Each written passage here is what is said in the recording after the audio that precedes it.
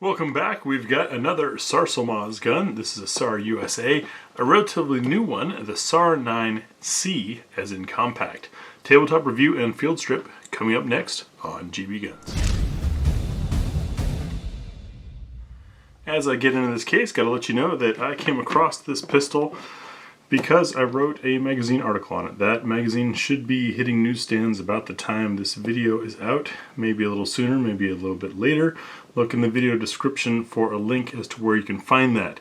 There will be some information in these videos following our basic format that you don't typically see in a magazine article. There will be a lot of information in the magazine article that will not be in these videos. I'll open up the case.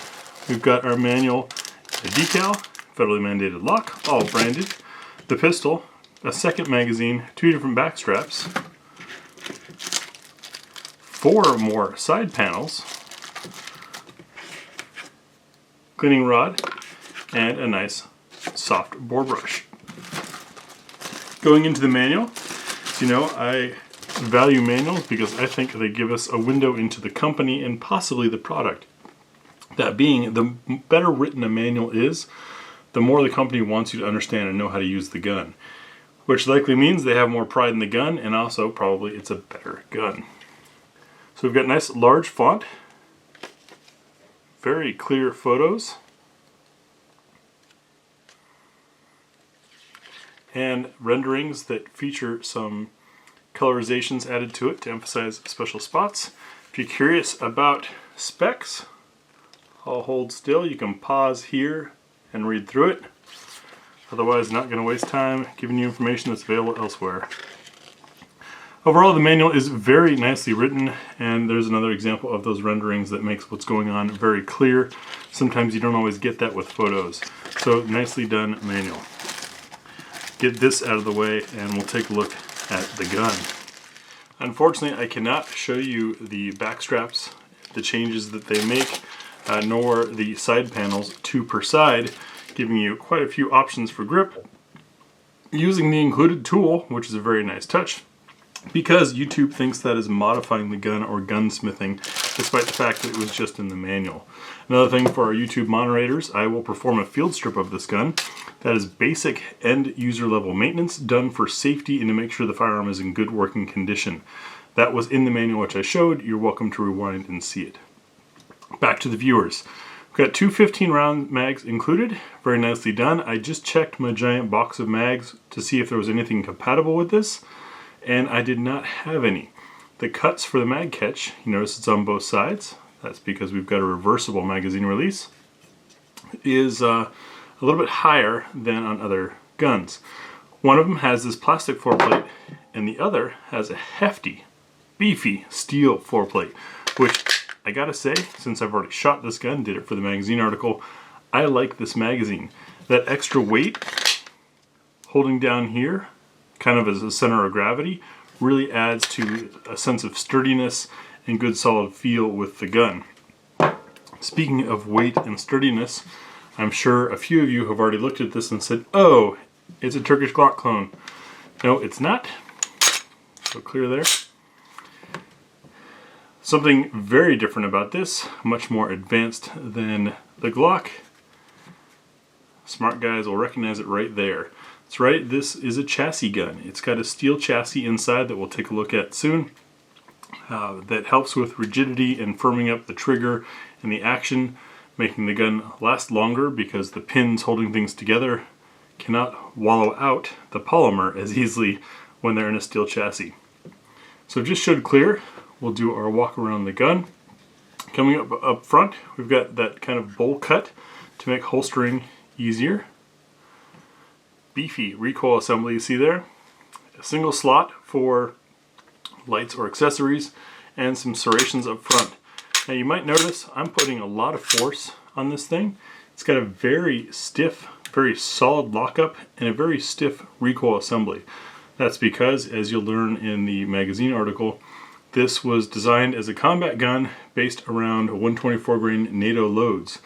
Those of you who haven't noticed in shooting NATO yet, NATO ammo is loaded typically about 10 to 11% higher than your standard 115 grain range ball ammo that most of us plink with.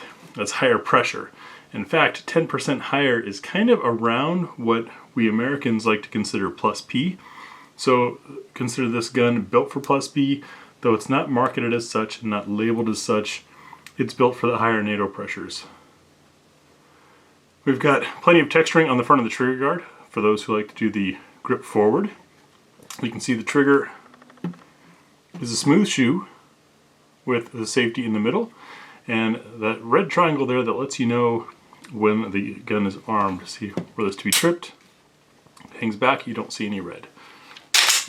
The trigger, by the way, fairly crisp. It's got a typical, I'd say, fighter gun weight. I don't weigh gun triggers because really feel is more important. But this one, certainly not a lightweight trigger. It's probably around 6 pounds. And there's a reset, very authoritative. Takes you right back to the wall, pulls through. Now when I was first dry firing this prior to the article, I felt kind of a grind, and you might be able to hear a little bit of it. A little bit of grindy sound there. That to me feels like it's polymer on polymer, probably the trigger shoe in the frame, and it's smoothed out over time. The more rounds I put through it, the smoother it gets. So things are maybe a little tightly fit. That's better than having it loose fit.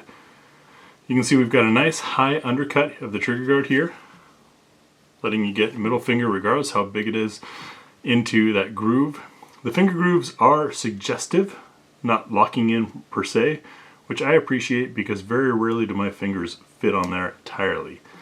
Despite this being only a 15 round gun, the compact size, I'm able to get all 3 fingers solidly on it and just about insert a mag without pinching. It's kind of right there on the edge. For reference, a Glock 19, which is also the same 4-inch barrel, 15 round, I pinch my finger every time slamming a magazine in. Take a look at our magazine well. You can see there's not much bevel there because guess what? Double stack single feed mag. This is your mag well. I don't know how many times I have to say that. But, give you a look at the texture here. It's kind of like those laser stipple jobs. It's not as aggressive. It's not rough at all to touch, but it does hold on to you. I would say on the slickometer, with the 0 being greased ice and 10 being sandpaper ripping your flesh, this is probably 4 to 5. It certainly feels smooth if you just rub your hand quickly over it, but in firing the gun, I haven't had much issue with it sliding around. That's where you would knock out the pin to change the back straps, if YouTube would let me show that. And you can see we've got little dimples here to help with stripping a magazine, should you be unsure of how to properly clear a locked magazine. The slide lock and release protrudes just a little bit and is slightly gated to keep you from bumping it. It does, however, work. It's both a lock and a release. And the same thing with our magazine release, slightly gated from the top. You're not going to bump it down too much, but it's a nice long one there, so you don't have to have a super long thumb to get to it.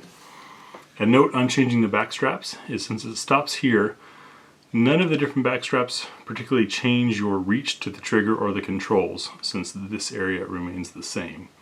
What you can do, however, by changing the side panels or the back, is changing how it fills your hand to find what's most comfortable for you. Look on our back, you can see our 3-dot sight system. Slide to frame is very snug, just like the barrel lockup is also very, very snug. In the magazine article, you'll find out what that enabled this gun to do.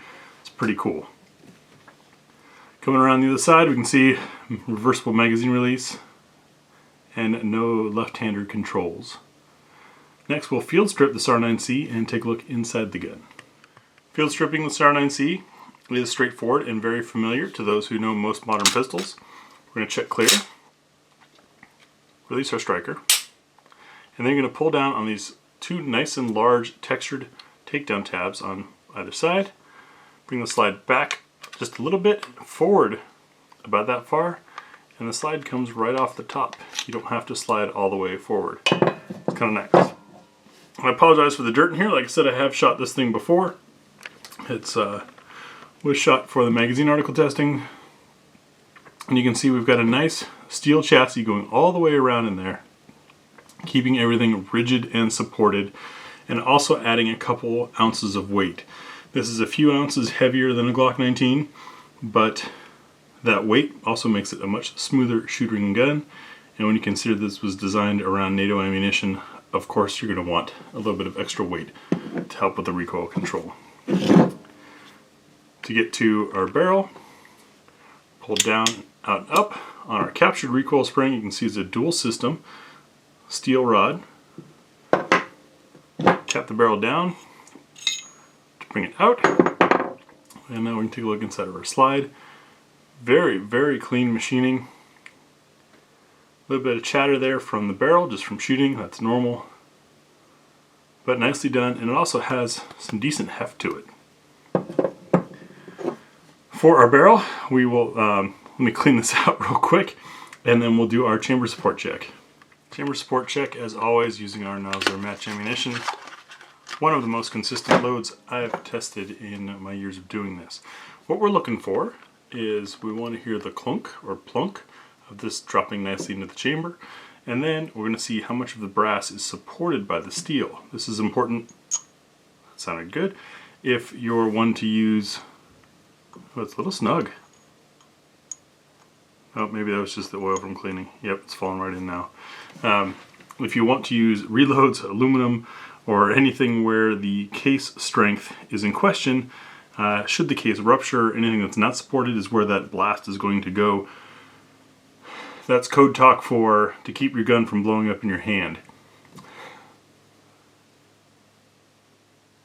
you can see, we've got really nice support. Looks like it may be a fully supported chamber. Usually underneath the feed ramp there is where you get a little bit of lack of support, but it is nicely done, which is what I would expect for a gun designed around that higher pressure ammunition. What does that mean when you're shooting it? Well, you'll have to wait for the shooting impressions video to see our notes on that, but I can tell you the What's for Dinner test is going to serve a role. To reassemble, we're going to drop our barrel back in, let it lock up, then recoil assembly, the 3 dots go forward,